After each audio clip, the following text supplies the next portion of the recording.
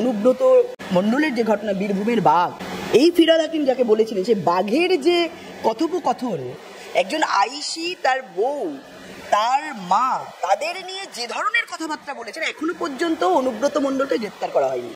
এবং মমতা ব্যানার্জি পুলিশ মন্ত্রী, তার হাতে তো পুলিশের সমস্ত বিষয়টা তার রক্ষণাবেক্ষণে রয়েছে, তার দায়িত্বে রয়েছে, তিনি পুলিশ মন্ত্রী। তাহলে একজন আইসিকে অনুব্রত মণ্ডল, যার একটু অক্সিজেন কম যায় মাথায়, দিদির ভাই, ভাইকে একটুখানি তিনি সাজা দিতে পারলেন না যে আইসিকে এরকম কথা বলা যায় না, যারা আইনের রক্ষক তাদেরকে এই কথা বলা যায় না। কারণ আমরা দেখেছি যারা আইনের রক্ষক এই পশ্চিমবঙ্গে, তারাই আইনের ভক্ষক। দেখুন, দুর্গার মতো দেখে বলেই তো প্রত্যেক দিন ধর্ষণের ঘটনা।